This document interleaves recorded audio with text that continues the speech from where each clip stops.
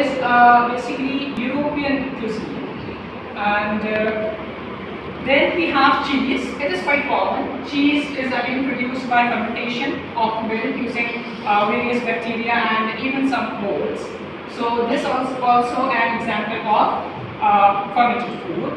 And next we have kombucha. Kombucha is basically a tea, a fermented tea drink which contains yeast. It is a diagram of yeast and bacteria cultures.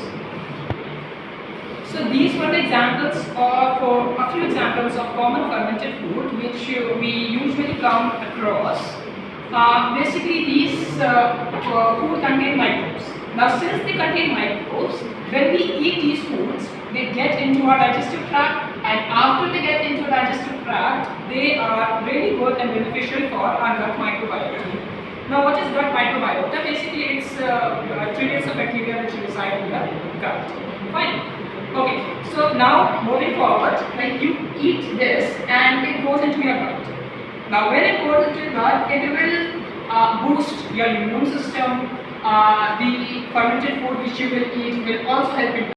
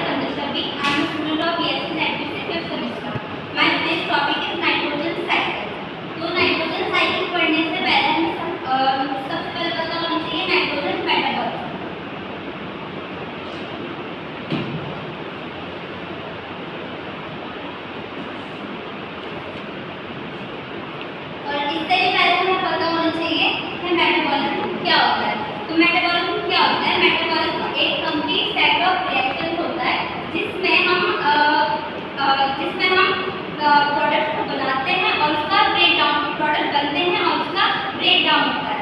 Metabolism जो होता है हमारे to type का होता है, एक होता है कैटाबॉलिक, दूसरा होता है एनाबॉलिक। जो हमारे कैटाबॉलिक होता है उसमें ब्रेक डाउन होता है प्रोडक्ट का,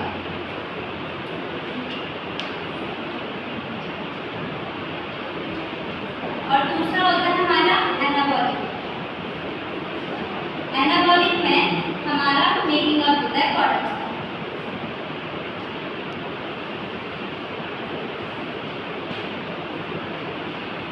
जो मेटाबॉलिज्म होता है इसमें हम कन्वर्ट कर देते हैं प्रोडक्ट्स को यूजेबल फॉर्म में, ठीक है। फिर आता है हमारा नाइट्रोजन मेटाबॉलिज्म। नाइट्रोजन मेटाबॉलिज्म में मेनली नाइट्रोजन को कन्वर्ट किया जाता है अमोनियम, और अमोनियम कन्वर्ट किया जाता है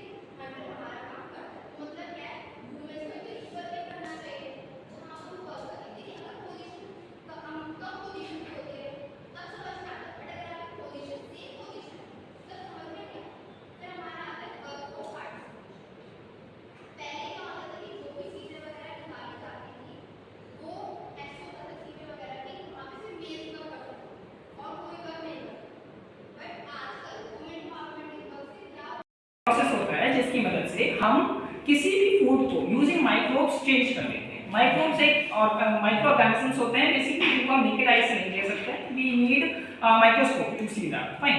सो हम माइक्रोब्स की मदद से फर्मेंटेड फूड्स को चेंज कर रहे हैं। बेसिकली फर्मेंटेशन प्रोसेस जो हो रहा है फूड में कुछ चेंजेस ला रहा है। सबसे पहले हमें ये जानना जरूरी है कि fermentation is not a new process. ये प्रोसेस बहुत पहले से हमारी डाइट्स में एंशिएंट ह्यूमंस इंक्लूड करते हुए आ रहे हैं। ट्रेडिशनल डाइट्स में उनमें आज भी इंक्लूड होता है। क्यों इंक्लूड होता है? क्योंकि इसकी हेल्थ बेनिफिट्स बहुत हैं, हमारे लिए बहुत ज़्यादा बेनिफिशियल है।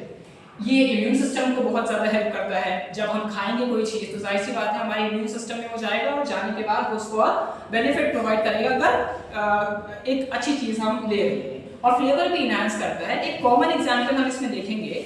उससे पहले देखिए फर्मेंटेशन होता है। फर्मेंटेशन बेसिकली एक प्रोसेस होता है जिसके जरिए हम फूड को ट्रांसफॉर्म कर देते हैं by the growth and activity, metabolic activity of micro organisms, जैसे कि बैक्टीरिया, यीस्ट और कुछ मोल्ड्स। इन सब की मदद से हम यूजुअली फूड फर्मेंटेशन प्रोसेस करते हैं, जिसमें होता क्या है, माइक्रोब्स ब्रेक डाउन कर देते हैं शुगर्स को, जिसकी मदद से उसका टेक्सचर एनहांस हो जाता है और फ्लेवर एनहांस हो जाता है और न्यूट्रिशनल वैल्यू। और शॉर्ट ग्राम्स के एग्जाम्पल है सोयाबीन, शुगर कैन, टोबैको। और डे न्यूट्रल है मेज, कॉटन, क्यूकम्बर etc। अब यहाँ पे ये डायग्राम देखें आप। अब क्रिटिकल फोटो पीरियड। अब क्रिटिकल फोटो पीरियड क्या होता है? प्लांट्स को फ्लावरिंग करने के लिए जो कम से कम लाइट की रिक्वायरमेंट होती है वो होता है क्रिटिकल फोटो पीरियड। अगर क्रिटिकल फोटो पीरियड से ज़्यादा लाइट देने पर फ्लावरिंग नहीं हो रही है, कम लाइट देने पर फ्लावरिंग हो रही है, तो मीन्स ये शॉर्ट डे प्लांट्स है। और अगर क्रिटिकल फोटो पीरियड से ज़्यादा लाइट देने पर फ्लावरिंग हो रही है और कम लाइट देने पर फ्लावरिंग नहीं हो रही है, तो मीन्स लॉन्ग डे प्लांट है।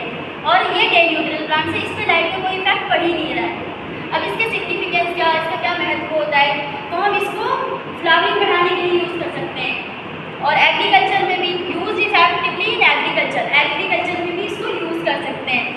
कमेरिकल flower producers consume this phenomena, यानी कि जो कमेरिकल प्रोडक्शन होता है बिगड़ जाती है, इसको लाइट में इंक्लूड नहीं किया जाता है।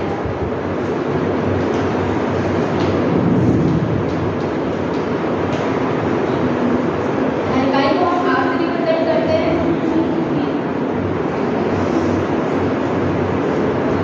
और हलाई को हम एक्स से रिप्रेजेंट करते हैं।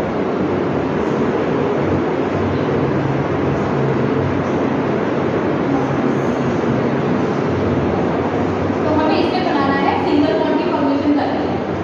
सिंगल बॉन्ड को एन कहा जाता है, डबल बॉन्ड होता है उसमें ई यूज किया जाता है, और ट्रिपल बॉन्ड होता है उसमें आई यूज किया जाता है। जब दो कार्बन आइटम सिंगल बॉन्ड से एक दूसरे के साथ जुड़े होते हैं तो उसे एल्केन बोला जाता है। अब जो दो कार्बन आइटम डबल बॉन्ड के जरिए एक दूसरे से जुड़े हुए होते हैं तो उसे एल्कीन बोला जाता है। जब इनमें 3 हाइड्रोजन बॉन्ड पाए जाते हैं दो कार्बन आइटम के बीच में तो इसे एल्काइन बोला जाता है। अब सबसे पहला मेथड है एल्केन बनाने का from unsaturated hydrocarbon. My teachers and all my students. Today I, Snehal from BSc Home Science career is going to give my presentation on the topic child care with special needs. So जैसे कि आप देख सकते हो मेरा topic है child care with special needs. तो आप लोग मुझे बता सकते हैं कि हम कौन से चिल्ड्रंस की बात कर रहे हैं जिनको स्पेशल नीड्स चाहिए, स्पेशल केयर चाहिए? बताइए। हमारे लिए children with disability. Good. Yes, very good. जो लोग डिसेबल्ड हैं, डिसेबल्ड कैसे, मतलब किसी भी चीज़ में उनमें कमी है, प्रॉब्लम है, दिक्कत है ना, उन लोगों के लिए बात कर रहे हैं कि उनको क्या केयर चाहिए और डिसेबिलिटी क्या होता है, फैक्टर्स इन डिसेबिलिटी कौन-कौन से फैक्टर से कॉज होती है, then child with sensory defects, means child में कौन-कौन से सेंसरी डिफेक्ट्स होते हैं, और फिर लास्ट में पढ़ेंगे कि उन डिसेबल्ड बच्चों का क्या ट्रीटमेंट है, हम उनको कैसे ट्रीट कर सकते हैं। तो पहला टॉपिक आता है हमारा डिसेबिलिटी। तो डिसेबिलिटी जब आई तो आप लोग डिसेबिलिटी से क्या समझते हैं, क्या है डिसेबिलिटी, किसी बता सकता है? किसी चीज की कमी। और कोई? डिसेबिलिटी क्या है?